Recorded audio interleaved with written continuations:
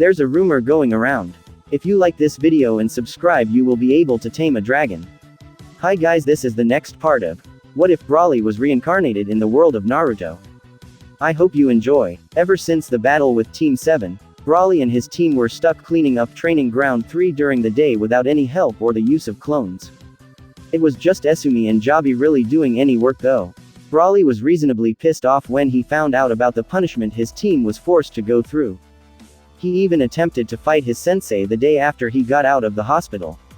Broly and Co would have fought if not for Akira being at the scene and scolding Broly about treating his teachers with respect and not to go around trying to fight them unprovoked. Akira learned about Aomatsuna's unnatural disposition for fighting and thus tried to work with it. So unless Ko calls for training or attacks Broly and his team, he will have legitimate reasons to go all out with his sensei. But their sensei has been rather quiet nowadays, as if he doesn't want to start anything with his students. Esumi and Jabi were questioning the point of their sensei if he doesn't teach them anything they don't already know or can learn about in the library. Though they would never say it out loud unless provoked. After getting done with their punishment for the first day, Broly and his two slaves decided to up their training. Mostly Broly due to him being knocked out once again before being able to finish his fight. Jabi chose to work on some projects he had in mind before starting on his training. Esumi decided to train some more with using 3 blades at once, increasing her chakra control, and increases her chakra reserves. Broly increased his gravity seal to level 10, the final level, and started to train. Jabi chose to first get an apprenticeship under a medical ninja, so he could finally get started into his medical nin career. He managed to get apprenticed under a woman named Hakui when he went to go apply to become a medical ninja. Jabi was pretty surprised that she was so young and the fact that she accepted him at first glance. He was suspicious about why but decided not to push anything until he was actually taught some medical ninjutsus. He imagined that he would be stuck under some old woman the entire time. But his sensei was about 20-something years old. She had long brown hair that is cut in a Heim cut style and split over her forehead. She normally wears a white coat over her flak jacket. While Jabi was working at the hospital with his medical sensei, he overheard 2 Chunin in a room talking. Hey man, this elemental training is no joke. After I found out that I had fire nature, I tried to train in it and I still can't get the damn leaf to burn completely. Finding out that I had a fire nature from the chakra paper sucked. The freaking chakra paper should have split in 2 and gave me wind nature, or wrinkled and gave me cool ass lightning nature, or turn into dirt and crumble away so I could crush people with earth nature, or even turn wet so I could drown people with water nature. All I got was stupid fire, a young male voice complained. You're telling me, water isn't all it's cut out to be? How the hell do I even train with this? ? Quote. The other slightly more nasally voice cursed. We should find someone to help us out, dude. Like who? It was at this point Jabi stopped listening to the 2 Chunin in the hospital room and continued on to where he was initially going. He started to think about that chakra paper stuff they were talking about. He decided to ask both of his teachers for some. It would help knowing what element he was more naturally favored towards. He was sure Aomatsuna and Esumi would love to know as well. He reached his destination and was met with the face of his teacher wearing a blue medical coat and a face mask. Jabi put on his face mask from his waist and stood next to her. Today I'm going to officially start you on your medical career as a medical nin for Konoha. I'm going to teach you the core techniques for medical ninjas, but before that I must test whether or not your chakra control is acceptable. Hakui stated. Jabi just nodded as Hakui turned around to get something. Jabi decided to surprise his sensei due to never seeing her face in any mood except professional. He silently hopped up and stood from the roof of the room by applying chakra to it and sticking it with just the right amount of chakra. As Hakui was returning with a dead fish with an incision down its side, she looked at the plump boy standing upside down on the ceiling. Get down and come here, she said with no change in facial emotions as she laid the dead fish on a table. Jabi looked annoyed and sighed. He unstuck himself and landed back on the floor without making any sound by muffling the impact of his feet hitting the ground by covering them with chakra. He walked towards his sensei and stood next to her. The first technique is called the mystical palm technique, or healing jutsu. This technique allows medical nin to speed up the body's natural healing process by sending chakra from their hands into a wound or afflicted body part. This means that a medical nin wouldn't need to carry around medical equipment and be able to conduct their own surgeries. It can be used to treat both internal and external injuries. The more severe the injury, the more chakra spent used for healing. After Hakui explained the technique, she showed him the hand signs necessary for the technique. Jabi listened to her every word and copied the hand signs she was making. When he manipulated his chakra with the hand seals, a green energy started to surround the area in front of his hands. This caused Hakui's eyebrow to raise, but she quickly composed herself and congratulated her student. "You have more talent than I initially thought. Most genin aren't able to use mystical palm on their first try. Even the most talented take 3 or 7 tries before they get it down. This means you have exceptional chakra control, which is a must and a boon for any inspiring medical ninja. Now come and practice on this fish." Jabi smiled at the compliment his sensei very rarely if at all gave out. He walked over to the fish and started practicing on it. As he activated the technique over the dead fish, the fish in the front of his palms had a light green aura over them. As Jabi stared at the fish and concentrated on healing the inside of the fish first before starting with the obvious cut on its side. He started mending the split ribs of the fish back together in a calm and paced manner. After reconnecting the broken ribs, Jabi started to help the fish's natural regeneration system restore the missing flesh from the incision on its side. Jabi was about to completely finish up healing the dead fish, but suddenly a loud noise exploded near him. He was about to hop away and get into a battle position, before calming his beating heart and finishing up healing the fish. Jabi looked at his teacher holding a recorder. He was very upset but knew better than to argue with his sensei. She clapped at his performance and started to inspect the fish. She nodded her head every few seconds before turning back to him. "Good work, Jabi. Come back tomorrow and you'll practice on something bigger." Hakui was about to walk away until Jabi stopped her. "Wait, sensei. I was wondering if you could spare me 3 chakra papers," Jabi says, a little bit embarrassed now that he thought about how she just gave him a whole jutsu and the chance to practice it. "Aren't you a genin?" she questions, making Jabi squirm a bit more inside. "Well, whatever. Make sure you come on time tomorrow." She handed the round boy 3 rectangular small pieces of paper and then walked out of the room. As soon as she left, Jabi hopped up and down while doing a little dance. Somehow still not causing the room to quake from the boy's glorious size. Jabi left the hospital and quickly ran towards the apartment grounds. He knocked on Esumi's door and dragged her towards Broly's room while she was still dressed in her pink bunny pajamas. He knocked on Broly's door and waited for him to open it. It took a couple of minutes, but Broly opened up dressed in purple shorts and a tank top. Broly led them into his very plain living room. "I found out why certain jutsus are harder for us to use. It's all because of this," Jabi says while pulling out the chakra papers.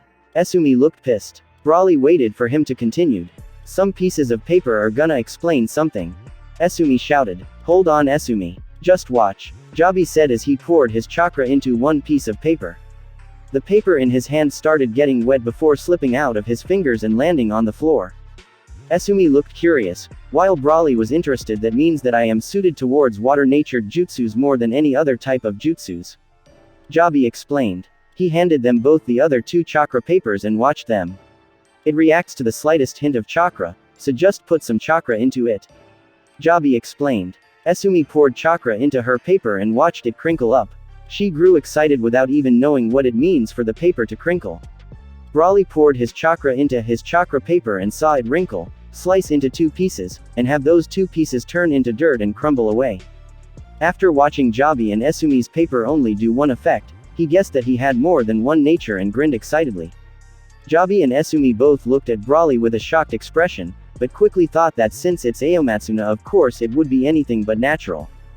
"Esumi, since your paper crinkled up, that means you're suited towards lightning jutsus.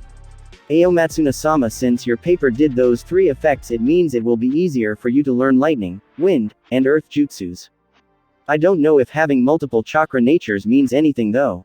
I'll have to ask my teacher more about it tomorrow. She's the one who gave me these," Jabi says. "Not bad, Jabi. Keep this up and I'll teach you a technique of a mortal enemy of mine in the past used," Aomatsuna said. Second day of the week. A small girl was seen in a forest clearing. The bright rays of the sun shining down on her back, exposing the sweat that's covering her entire body that was also riddled with many leaves spinning in different directions. The young girl was a training shinobi. She kicked a large tree that towered over her by many times and caused an uncountable amount of leaves to fall.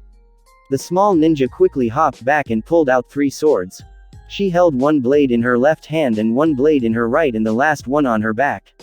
As the leaves were falling towards the ground, the young Kunoichi's figure blurred and many of the innocent leaves were sliced into pieces. But before they reached the ground, the girl replaced her left swords with her sword that was on her back and did a circular slash with it, taking many lives, green lives.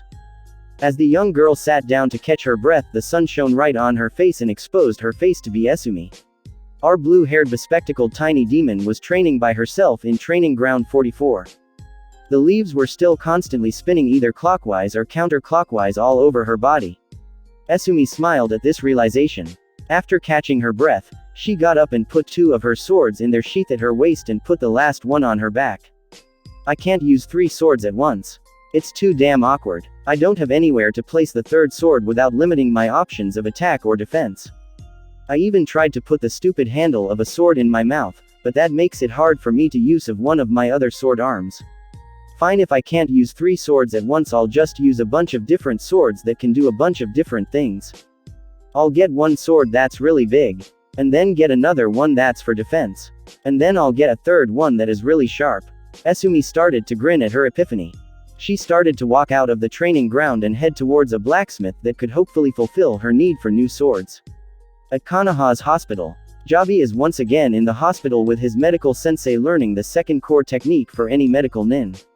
It appears that there is only 2 real medical ninjutsu taught for medical ninjas. Medical nin would have to apply their own knowledge to create more jutsus involving medical ninjutsu.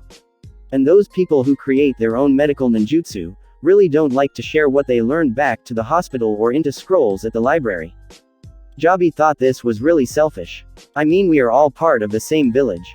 Why hold secrets that could keep us from getting stronger? Jabi has always been a firm supporter of the phrase, knowledge is power. And it seems Konoha Shinobi only looks at it in one direction rather than the phrase entirely. Maybe Aomatsuna-sama should make his own village in the future, but he doesn't really seem like the type to stay in one place for long. Pay attention. Hakui orders as she takes a completely healthy fish, this time that's been paralyzed from moving, and places it on a table with a cloth over it. After she places the fish down, she looks towards Jabi. Jabi walks towards the table. Now this technique is called Chakra Scalpel. This jutsu will allow you to form your chakra into a small, sharp blade. This can then be used for highly accurate incisions needed for surgeries and anatomical dissections. Unlike with normal scalpels, the chakra scalpel can make cuts inside the body without actually creating an open wound, limiting the risks of an infection. Now, while I shouldn't be telling you this, I know with your overactive curiosity you will either ask me or try this on your own, so I will tell you about it now. Yes, the chakra scalpel can be used offensively. Although only the best of medical nin are able to use it that way. It requires great precision to be effective. In heated combat, even the greatest of medical nin would be hard-pressed to exert enough precision needed to make fatal cuts, but it can still effectively cut muscle tissues and tendons, rendering the target immobile. Wait, so it is theoretically possible for me to be able to make fatal cuts if I practice my concentration and accuracy enough? Jabi asks. This somewhat annoyed Hakui, but from what she's seen of the boy so far and heard of him from rumors around the village, she's not surprised at his pursuit of knowledge and power. Yes, Jabi. But that isn't important right now. Let's focus on this fish first. Here are the hand signs for the jutsu. Tiger, horse, rabbit, rat, dog. After you perform the technique, I want you to make simple cuts on the outside of the fish's body without killing it. I will tell you when to stop cutting. Hakui ordered. Jabi nodded his head and walked over to the paralyzed and alive fish. He made the hand seals for Chakra Scalpel and his hands had a blue chakra coating over them. He moved his hands towards the fish and made a small cut over its right eye. It suddenly jumped and startled Jabi. His concentration fell and the blue coating over his hands faded. You must keep absolute concentration while this technique is in effect or it will fade away like that. Experts are able to use this technique while under extreme situations such as pain, blinded, and even when caught unaware. I don't expect you to be able to do this for a long time. Now continue with the cutting. Hakui says as she paralyzes the fish once again. Jabi felt upset that he let his concentration be interrupted so easily. He continued to make multiple incisions on the fish, each one varying in size and length until he sent his chakra into the fish and read the situation of its body. He stopped once he noticed it was very low on blood and was about to die. He turned around only to notice his teacher looking at him with a suspicious stare. He was confused about what he did before she walked over to the dying fish and did the mystical palm technique and helped the fish recover its lost blood and body tissues. She turned to face him after healing the fish, who no longer needed the paralyzation jutsu on it from expending too much energy being forced to heal. How exactly did you know the fish was about to die? Hakui questioned. Jabi was nervous because he didn't know if what he did was wrong or not, but still decided to answer due to him needing to know if there was something wrong with the technique. I used my new jutsu I created yesterday night. I had a water clone test it for me so that there weren't any unwanted side effects. I had brought a rabbit from the forest and took it home to practice my mystical palm jutsu on. But I had no idea if there was anything wrong with the rabbit. So, I had my water clone touch the rabbit and send a pulse of chakra throughout its entire body. It turns out that pulse of chakra would then return back to the users after finishing going through the target's body and reflect the information in the target's body back to the casters. Jabi answers. Hakui sighed. It has only been 2 days since she decided to apprentice this thick-bodied boy. It was great that he had a large amount of medical knowledge already known, so she didn't have to waste her time teaching him from the very start. He said he decided to be a medical nin when he was 5 years old and studied quite a bit on the topic of everything medical. He only just now had the chance to fully move in that direction due to her taking him under her wing. She only took him as an apprentice because she thought of how little she would have to do due to the boy's chakra being so dense, flexible, and tough. She only knew of this due to her status as a sensor. Sensors can detect people through their chakra, for the most part. But there are other types of sensors that don't detect people through their type of chakra or their chakra at all. Such as the Inuzuka with their Ninkin, ninja dogs, and enhanced smell. They can also be considered sensors. Hakui was starting to regret apprenticing Jabi simply due to the fact that he's too much of a genius. He's going to create waves of trouble just by learning the basics and core techniques. I mean, the boy already invented a relatively simple jutsu in retrospect but hasn't been thought of being done by anyone so far. Of course, she's going to claim the technique as her own to protect the boy from anyone who might want to use his genius against him or target him for his genius. But he's still too much. All she wanted to do was get another achievement under her belt by finally teaching somehow and helping them become a medical nin. She sighed audibly once again before turning around and trying out the boy's jutsu on the fish. She sent a pulse of chakra into the fish and had the chakra move throughout the fish's body before coming out and returning back to her and reflecting all the information that was seen by the chakra pulse. Of course, it works perfectly with no problem if you have a high level of chakra control. This little prodigy of mine has chakra control down to an extent to where it matches most of the medical nin that have been working for most of their lives as healers on the field. How did he accomplish this at only the age of 12? Hakui is slightly freaked out by the boy who is currently waiting for her to respond to him. How do you have such high control over your chakra? She asks bluntly. This question caught Jabi off guard and he quickly responded. I train a lot with chakra control.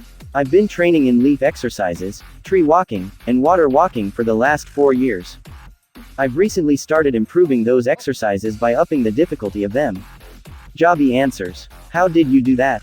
Instead of using soft weak materials like leaves, I used a rock and tried to have it stick with chakra. Although it took a couple of minutes, it worked. And if a hard material like rock can work, why can't something heavier like metal work as well? And if metal can work, what's stopping me from being able to attach to people and prevent them from getting away from me? And from that I can move on to improving the tree walking exercise. Instead of having a normal dry tree, why not make it wet and slippery and try to stick to it? And then there's the water walking exercise. Instead of just walking on normal water, why not try to walk across whirlpools? Or even large waves and waterfalls? Jabi was about to continue his monologue before he was forcefully stopped by his teacher.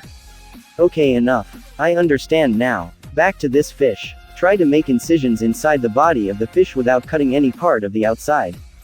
You are to cut the muscle and tendons from this fish so that even if this fish was returned to sea, it would simply float on the water. Hakui ordered. Jabi just nodded his head and created the hand seals for chakra scalpels and took on the blue chakra glow over his hands again. He slowly swiped over the fish's body and from the outside nothing was seen to have happened. The fish twitched and moved its head around frantically. Although unlike last time, Jabi did not lose concentration and continued to make slow steady slices over the entire fish, eventually cutting all the muscles and tendons and effectively making the fish lose all ability to move its body. Even the nerves connecting the eyeballs to the brain was severed, rendering it blind as well. He sent a chakra pulse in the fish to check if it was still alive. He let out a breath of relief before turning back to his sensei. Hakui nodded at the boy before throwing the fish in a garbage bin. Today's lesson is done. Tomorrow you will be admitted as a proper intern to the hospital and will then assist in actual procedures as support. You won't be actually doing much except listening to the doctor or nurse tell you what to do. It will be a while until you are curing patients of your own inside the hospital unless you are out on the field. Although you won't be coming to see me personally anymore, you can still drop by to ask questions or something like that. It was an interesting teaching experience, I will say the least. Hakui said, "Thank you very much, Hakui-sensei. I appreciate what you have done for me so far. Even if it was only 2 days worth." He showed an awkward grin. "This would normally take months, you freakish kid," Hakui said while turning around to leave. "Hey sensei, what do you think I should call my new jutsu? I know you would have to take credit for it, but what should I call it?" Jabi yelled before she got out. "Call it whatever you want, kid. It's your discovery. I guess I'll call it Diagnostic Jutsu, since that's basically what it does," Jabi said. Hakui just left the room and went to deal with business. Jabi left the room soon after to continue the many other projects he has to do before starting on his training with his chakra control, medical ninjutsu, and genjutsu. Jabi decided to go buy a storage seal at the store to carry around massive amounts of water with him for when he learns some water jutsus from the library later on today.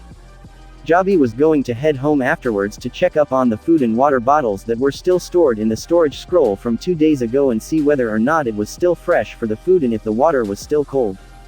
With Broly is currently at the library reading up on chakra natures. Since he is a genin, he wasn't able to find out how exactly to train in his specific natures. So he decided to get someone to get it for him later.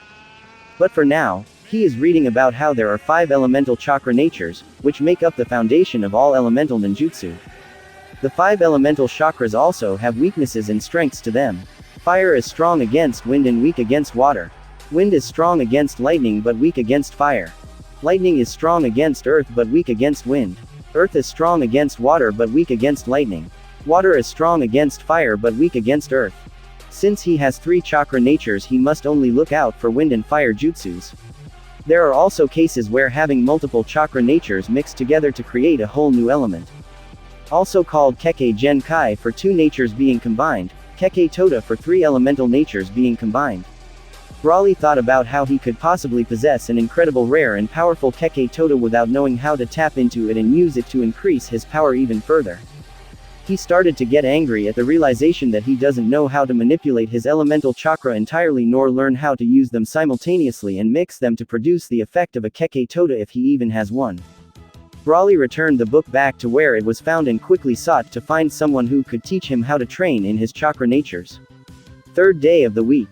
A young muscular shirtless black-haired boy was seen with a scantily clad woman wearing a long coat and a short skirt at a local dango shop. It was 8 in the morning as the two sat down at the shop. The woman had a grin on her face as she looked at the youthful genin who never came to conversate with her on his own terms without wanting something. The boy was slightly annoyed at the grin she was showing but threw it to the back of his mind. He needed information from her to get stronger. How do I train my chakra natures to use them as I want? Aomatsuna asked rudely. Ohoho, so you want to use me for information and have me get nothing out of it? Enko said in a playful voice. TCH. What do you want for the training methods? Broly asks annoyed. I'm gonna make this easy on you thanks to you showing me such a great show with that yellow-haired brat a couple of days ago.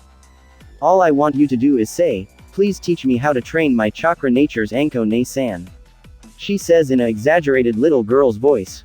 I'd rather die than humiliate myself in such a way. I guess no training methods for little Aomatsuna-chan. She started to get up and leave. She took her time walking away just so she could hear the words, nothing. She turned around and noticed that Aomatsuna was gone. Did he seriously give up over a few words? That coward. I'll show him to blow off such a hot piece of work. Dumb brat doesn't know what he's missing. Humph. Broly headed off towards his sensei and decided to see if he would be willing to teach him something. He didn't raise his hopes up though, because it would be the first time his sensei would actually be teaching something he didn't know. While Broly was in his thoughts, he arrived at the Hyuga clan grounds and was stopped by the guards in front of the entrance. They asked him his reason for being there. "Tell Ko to come here. Team 11's sensei." Broly ordered the Hyugas manning the gates. They didn't take the tone of this boy so well, and quickly grew agitated. They were about to berate the boy for his rude attitude towards a prestigious member of the Hyuga clan before they were stopped by the bug himself. "I will handle this, you two. Please continue with your duties," Ko said in an proper and respected voice before walking out of the Hyuga grounds with Broly in tow. Broly looked slightly annoyed at not being able to fight the insects at the gate, but he was even more annoyed at the false front his sensei was showing. As they left the sight of the two guards, Ko stopped acting so proper. "Yes, Aomatsuna-kun, was there something you wanted to discuss with me?" Ko asked, flashing his trademark gentle-looking smile. Only serving to infuriate the prideful young Saiyan even more. He pushed his disgust down and only looked at his sensei in his eyes. "Tell me how to train my chakra nature. You know that's for Chunin and above, right?" Ko asks with his smile nearly faltering instantly. Most genin don't even know what elemental training is. Most genin don't even know their own chakra natures. How the heck did he gain hold of a chakra paper? "Don't underestimate me. Now will you tell me or not?" Broly asked. Ko was wondering if this would be for the best. He only has to watch his students clean up the training ground until they are finished before he can take them out on missions again. They never really showed up for his team training meetings. Team training was always optional. Genin must show the drive to learn more and improve themselves as much as they can, but I guess he is doing exactly that. So I guess I should teach him about it. "Okay, Aomatsuna-kun. But when I teach you this, you must start respecting me as a superior. Even if you don't believe it to be true," Ko said. "Fine, Parasite Sensei." Broly obliges. Ko's right eyebrow twitched at the blatant disrespect his student is showing him. He's starting to think that Aomatsuna-kun is the reason for his team's lack of respect for him. Why the nickname Parasite instead of something like White Eye, Goofball, or Nice Guy? Ko asks curiously. "I call you a parasite because you are an insect relying on something else to get by. You show no ambition to better yourself or your situation. With enough power, nothing can stop you," Broly explains. This caused Ko to drop his smile. Ko turned on his Jonin face and stared into Aomatsuna-kun's eyes that were also looking him in the face. "Aomatsuna-kun, let's have a sudden training lesson between us. After the spar I will tell you how to train in your chakra nature. Regardless of the outcome, but if I win you must learn to control your tongue and treat others with more respect." Ko says, "If I win our spar you will become my slave and teach me how to train my chakra nature." Aomatsuna says to set his own condition. Ko just nodded and grabbed onto Broly's shoulder and body flickered away. Both Ko and Broly stood across from each other while the sun shined down gently and the leaves blew in the wind daintily. The grass on the ground were swaying to the side along with the singing crickets. Ko activates his Byakugan and gets into the Hyuga clan's taijutsu style, the gentle fist. Broly looks into his sensei's eyes and transforms. His hair and tail turned yellow, his body increased in muscle growth, slightly growing tall enough to reach up to Ko's chest instead of his midsection, and his pupils are missing. But unlike the first time when he transformed fighting Naruto, the yellow aura wasn't flaring outward and was controlled inside the young legendary Saiyan. The teacher and student stared at each other for seconds that seemed to mimic years in passing. The two fighters looking for the slightest hint of movement. The previously peaceful setting seemed to turn into a silent, tense battlefield. Broly set his gravity seal to level 0 and grinned at his serious sensei, somehow reversing their usual expressions towards each other. "You know, Parasite Sensei, I always wanted to fight one of you with those eyes. Now, give it your all or die." Broly suddenly appeared in front of his sensei and kicked straight towards his chest. Ko was slightly surprised at the boy's speed and suffered for it. He was knocked far away, but not before getting a hit in on Broly's leg. Broly landed and looked at his leg. It was slightly numb even though Ko barely touched it. He shook it off before noticing his sensei running towards him. He smiled before charging straight at his sensei. Broly punched towards his sensei's face. Ko, still getting used to the boy's unnatural speed, was able to barely dodge it and pierce his fingers towards the boy's outstretched arm. He got 2 hits in before getting kicked by the boy. The kick landed and Ko turned into a log. Broly quickly looked for his opponent while ignoring his increasingly numb right forearm where he was struck. Ko appeared behind Broly and struck his fingers towards the boy's exposed back. Broly sensed the incoming attack and immediately performed a turning kick that was headed towards Ko's fingers. Ko wasn't willing to sacrifice his fingers against the boy's abnormal strength. That kick from earlier is still screaming at him. He really has let himself go if he's having trouble beating a genin. He quickly deflected the heavy kick and was pushed back from the heavy impact of the tailed boy's power. As he was sliding back, he noticed that the damage he caused earlier on the boy's tenketsu points on his arm and leg were recovering much faster than they should be. It must be that his Kekkei Gen Kai gives him abnormal healing as well.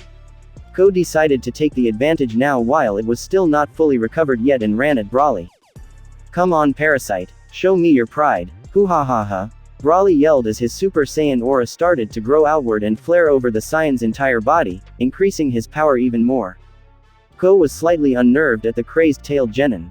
He wondered if the boy's behavior was due to his bloodline or if it was just his personality. His bloodline gives him strange forms of power, so it could be.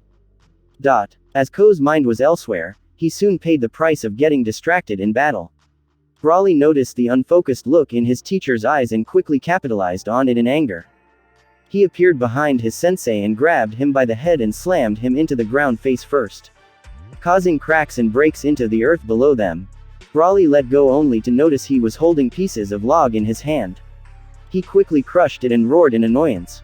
"Stop running and fight me. If this is all you're capable of, you're more of an insect than I thought," Broly shouted. He felt a presence behind him and simply swayed his neck to the side. He felt more attacks and leaned his head more.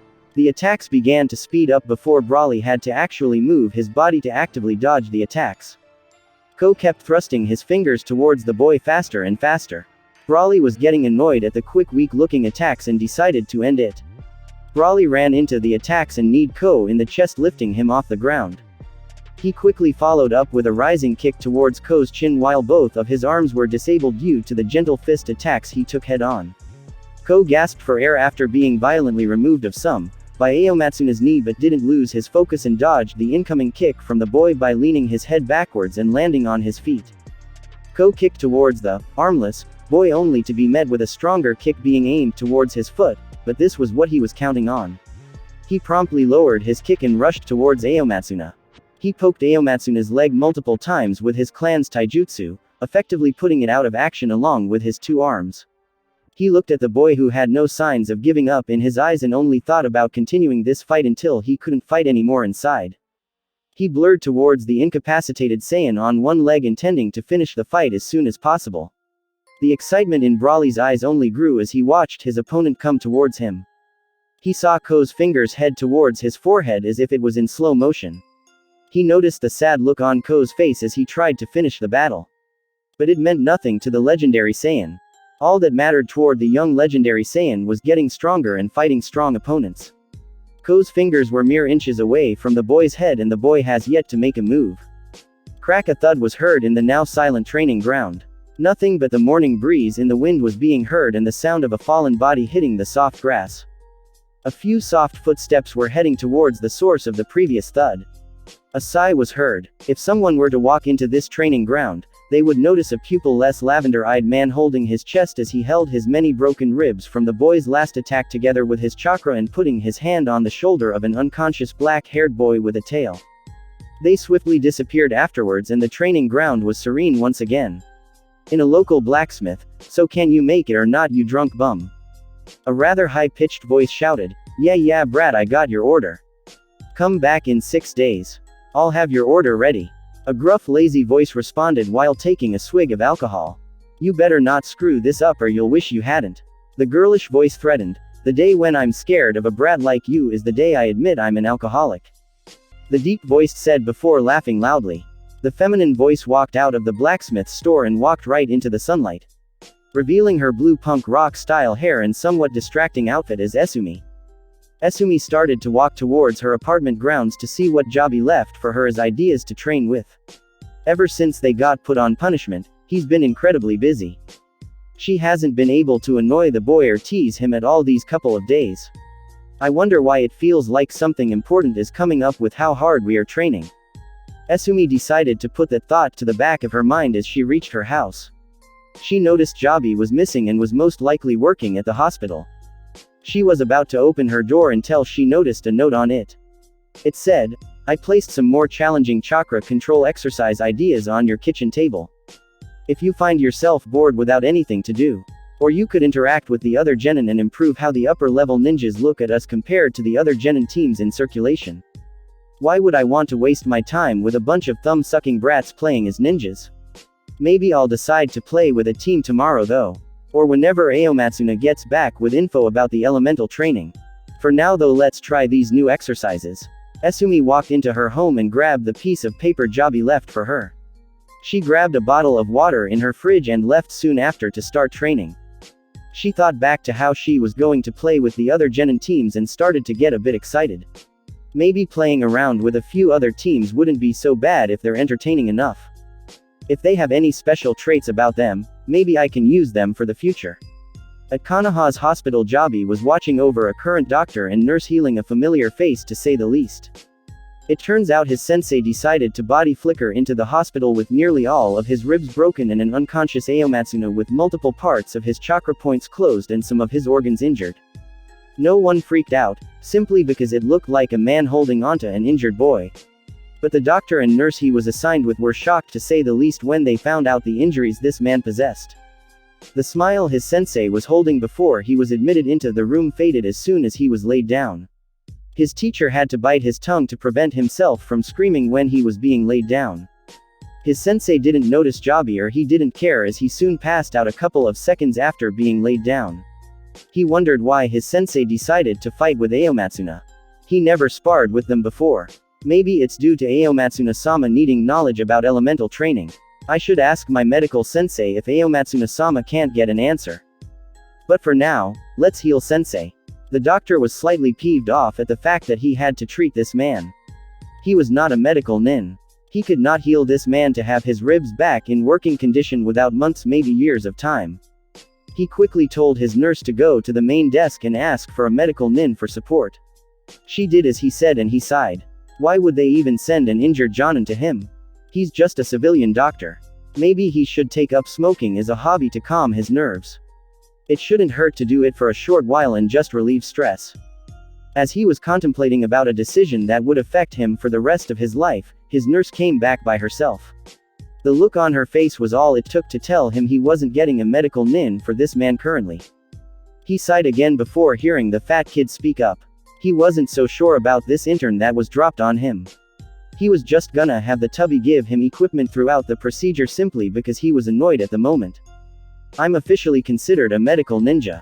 I know the required technique for all medical ninjas. I can perhaps assist in this operation besides giving tools. Jabi said, hoping they would give him permission to try and test his jutsu out on a person. It turns out the Chakra Scalpel his medical sensei taught him was actually not a required jutsu for a medical nin at all. It's an advanced medical ninjutsu that very few medical nin can even perform. What was she thinking not telling him this important information? Didn't she want to protect me from anyone who might want to do something towards him for his talents? Doesn't leaving out information that could possibly ruin him work opposite towards that goal?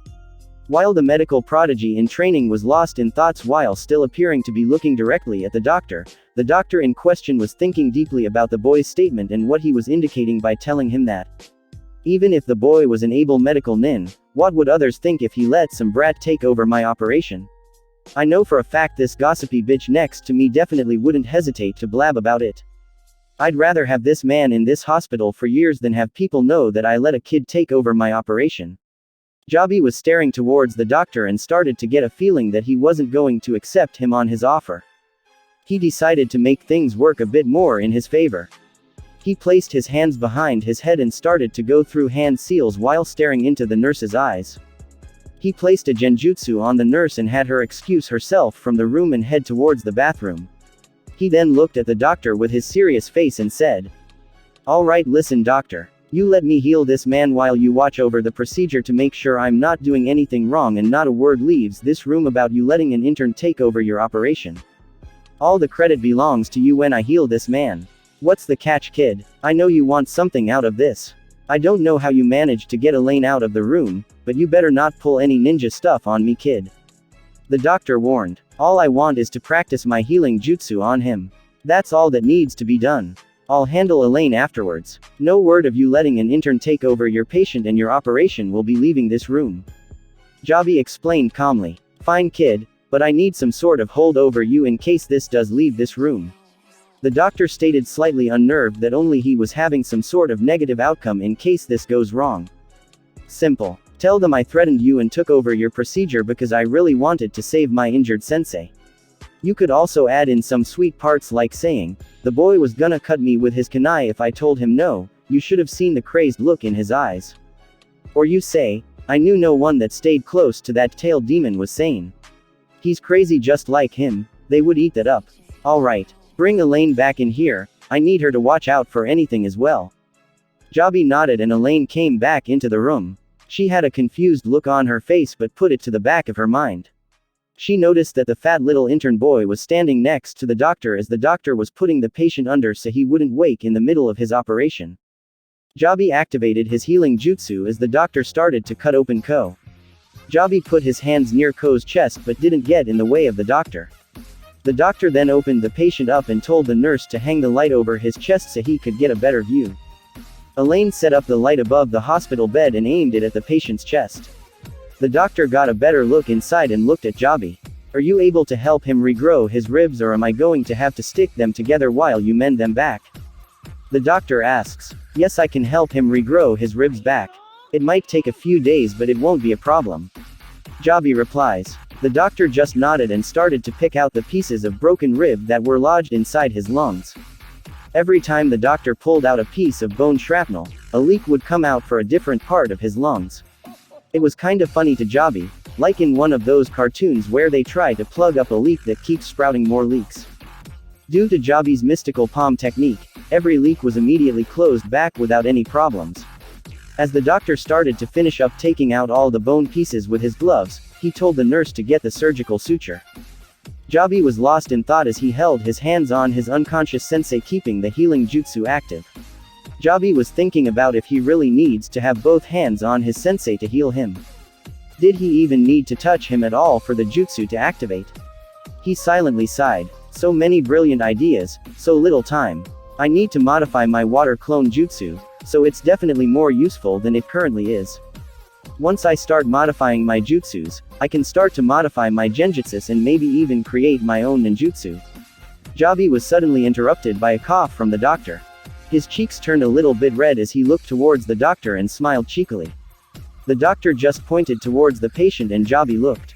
It turns out while he was off in La La Land his healing jutsu never stopped healing his sensei even when the doctor got done sewing him back up. Jabi was confused, he should have definitely started to feel some type of chakra exhaustion by now. But he felt like he could keep going without stopping. Well, another test for later, he decided. Since he didn't need to stop in fear of chakra exhaustion he continued to heal his sensei's ribs until they mended back together. Are you fine? The doctor asked. Yeah, I think we can finish up today actually. Jabi replied. The doctor just nodded and watched on with Elaine. About an hour later, Ko was completely healed and by now Jabi was finally starting to feel the drain of chakra loss and was sweating. He nodded towards the doctor and called out to Elaine. He held his hands behind his head again as he starting to flip through hand signs. He attached to her chakra flow in her brain and planted a thought or a seed inside her mind that said, don't talk about this operation. What Jabi-kun? Elaine asked confused. He said her name and didn't say anything afterwards and just stared into her eyes. He better not be getting feelings for me. I don't do fat guys, even if his skin is really smooth and nice to look at. He must have been so blinded by my beauty he turned dumb.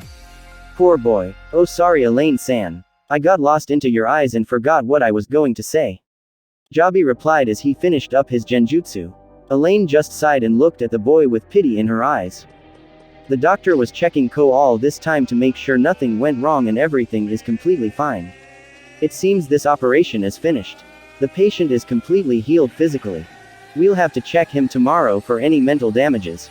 The doctor said. Jabi just nodded towards him and started to head out the room into his employee locker. He grabbed his backpack he bought yesterday that he slapped a storage seal on with at least 100 gallons of water stored inside it.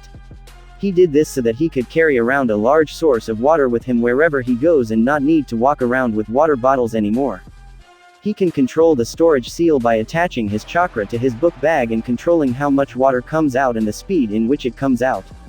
So if he needs water in an ambush or something, he can shoot it out really fast and in large quantities. And since he learned some new water jutsus from the scrolls in the library, he should be set as far as he knows. He could think about his weaknesses a bit more, but he's more excited about using his water clones to modify his current jutsu list and using them to help him with his other projects. Jabi has arrived at his apartment grounds and noticed Esumi's light on. He contemplated about saying hi or not, but it was pretty dark out and he left a note earlier this morning. If he was being honest with himself though, he would definitely say he's more excited to test these ideas out and eventually getting to his training. He arrived at his front door and let himself in with his key before closing it back and locking it. He closed all his blinds and turned on his TV loud enough to possibly deafen any noises he might create. He grabbed a water bottle from the fridge and infused it with his chakra before shooting it out all over his kitchen floor. He created around 10 water clones in the shape of himself. I suppose I should try to modify my current techniques first before trying to improve anything. If I run out of chakra, I would be stuck doing nothing until tomorrow. So I guess I'll just watch over the clones, and if they kill themselves modifying techniques, I'll recreate some. Okay, you guys know what to do. But first let me put up a list on what we should work on in order of most useful. Jabi grabbed a notebook and tore a piece of paper out of it. He started to write. 1. Water Clone Jutsu 2. Substitution Jutsu 3. Mystical Palm 4. Chakra Scalpel 5. Water Style. Water Bullet Jutsu 6. Water Style. Water Wall Jutsu. 7. Water Style. Water Furious Current Jutsu. Pick whichever one you want after we make the Water Clone Jutsu as useful as Uzumaki-san's Shadow Clone Jutsu. But after we do that, I want it even better than his clone jutsu. Jabi said. Since Jabi can't communicate with his clones mentally, he has them write down everything they do before they attempt anything. Since water clones have 1/10 the power of the user, the clones are only really good for one attempt at modification. Either they modify the water clone jutsu, and if something bad happens they will turn back into water. If nothing wrong happens, it's an indication that more chakra is needed than what the clone can produce. But this gave Jabi another great idea that could be tested. Could his water clones absorb each other and make them have 2/10 of his power? I mean, they are just made of my chakra in the form of water chakra. Wait. Does this mean I can manipulate water nature without any training? How the heck did I even do that? Jabi sighed and put it in the back of his mind for later. He formed his chakra into the form of a string and connected to his 10 water clones. He molded the water clone's chakra body and started to merge it into one water clone.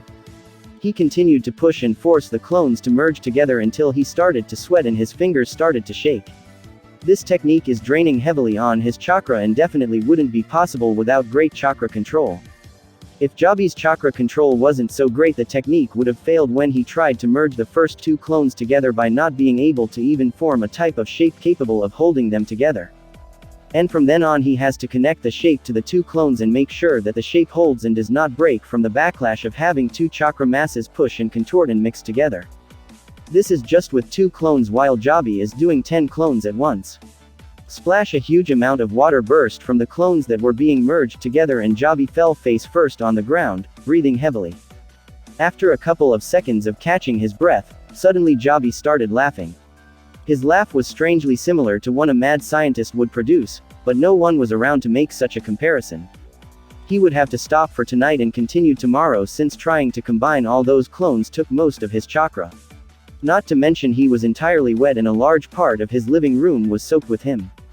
I don't think a storage seal would be able to suddenly dry my house. Now I got to dry all this out myself. Jabi sighed as he started taking off his soaking wet clothes. He was completely nude as he was walking towards his bedroom. He was about to walk into his room until he heard his window opening. He turned around because he swore he locked his windows ever since Esumi started to come through them. A very recognizable blue-haired shorty burst in, yelling, "Jabi, what the hell is all that racket?" Jabi froze as he locked eyes with the familiar home intruder who was currently staring at him in his full naked glory. The home intruder's eyes went wide before slightly dipping down and causing her face to flare up red like a light bulb. She threw a thumbs up before hearing a loud yell. "Get out." Don't just stand there and watch, pervert. Jabi yelled, also with his face painted, before quickly disappearing into his room. Esumi stood there completely shocked at the situation she found herself in. She thought she was a pervert, but it turns out Mr. High and Mighty Nerdy Pants is over here waltzing around in his own house naked. For the whole neighborhood to see. She was more shocked at the fact that what she saw even stood out even more than his roly-poly belly. I expect nothing less for someone I consider a friend. Well, maybe just a little bit less. That was too much of a shock for a first-time view. As Esumi was alone with her thoughts, Jabi came out with a fresh new set of sleepwear. A teddy bear button shirt with bear pajamas and a little cap with bears littered all over it. Although he looked incredibly pissed, his face was still glowing red. This caused Esumi to giggle a bit. Jabi was about to blow his top after seeing her giggle when she obviously knew he was upset. Why did you come in from my window again? Doors are made for a purpose. Why do you ignore the purpose of doors? Jabi said in a slightly higher pitched voice than from his usual nerdy voice. Come on, Jabi-kun, we're family. What family hides behind locked doors? Just because I caught you being a pervert in your own house doesn't mean you can be angry at me. I wasn't being a pervert. I was testing something, Jabi defended. Yay, testing if you could see your huge dingaling over your fat rolls, pervert. Esumi said, trying to make Jabi feel more embarrassed. I wasn't doing that. My clothes got wet and I decided to go change. I didn't expect a home intruder to invade my home while I was about to go change. Jabi said after having his face brighten up a few shades higher from her statement. Yeah, sure, pervert. Whatever you say. Just make sure next time people won't be nearby to see you being a pervert. Esumi said with a slight blush before leaving back out the window and returning to her apartment. I'm definitely locking every entrance into my apartment from now on. Jabi said before suddenly remembering he still has to take the furniture outside to dry and mop up his wet kitchen. He got to work on doing that and returned to his room before falling asleep and having a very unmentionable dream involving the current women in his life. Day 4 of the week. Aomatsuna has currently awoken in the hospital. He understands that he lost his fight against his teacher, or at least tied with him. His last attack most definitely had to have brought his teacher down. The Hyuga clan's taijutsu is really annoying. Broly thought that with his legendary Saiyan body, he would be fine against it, but apparently not. His body just regenerates from the effects of the hits faster. If he fights another Hyuga, he would have to change the way he fights unless he wants to be brought down as quickly as he was by his teacher. I need more strong opponents to battle and to train even harder. Jabi has learned that healing jutsu, so I can definitely use him to abuse my race's Zenkai trait in the future. As Broly was in his thoughts, the door opened and in came his previous opponent. Broly looked at his teacher without his trademark smile and apparently injury-free. Broly started to feel irritated and angry at the fact that either his last attack missed or he hit another log. Apparently Ko noticed something on Broly's passive face and coughed. I was healed by a medical ninja. That's why I'm looking perfectly fine. Your last attack completely destroyed my ribs and I would have died soon after that fight if not for seeking immediate treatment. Attempting to kill your superior is a major crime for any shinobi. The fact that you did not hold back in that spar is making me believe that you aren't quite yet ready to even be a genin. Instead of reporting this, I've decided to have you do something for me. Ko said. Broly was starting to get visibly upset. This pathetic parasitic worm dares try to blackmail me just because he was so weak. Exclamation mark. I didn't even transform into my final state. He should be thanking me for using him for a spar. If I truly decided to end his feeble existence, he wouldn't even be able to cry for mercy. If he even dares to ask for something ridiculous, perhaps I won't need a Jonin teacher any longer. For using lethal amount of force in a spar and nearly killing an ally superior, you will be helping out the other genin teams by pointing out their strong points and their weak points. You will do this for the next 3 days, and if you do a good job you will not be punished further. If you happen to do a bad job you will be sent back to the academy immediately. Ko said in a stern tone. Broly's chakra surged as he looked into the eyes of his teacher. Ko just looked back with a strict look on his face. Broly got up and stood right in front of Ko. Ko thought that maybe he pushed the boy a bit far. He secretly prepared himself just in case the boy did decide to attack by surging chakra throughout his body. You will regret this. But I will stick to my word. Tell me the location. Broly said with a threatening tone. Training ground 5 around 8 AM. Ko said, ignoring the blatant threat. Broly turned around to leave through the window before being stopped by Ko standing in front of him. He handed him a notebook and body flickered away. Broly opened the notebook and noticed it was the instructions on how to get started with training for each element and the steps afterwards. Although Broly was angry, this subsided his anger by quite a bit. What better way to make a Saiyan happy than to give them ways of getting stronger? Broly headed towards his apartment grounds to get Esumi and begin training with elemental ninjutsu. Once Broly is able to get a good handle on his elements, he will be able to start modifying existing jutsus and eventually creating his own jutsus. Broly's excitement was starting to show on his face as he walked towards his apartment grounds. Any nearby citizens who saw his grin ran away in fright due to his leaking battle spirit. Thanks for watching. Be sure to share this with your friends to help our community grow.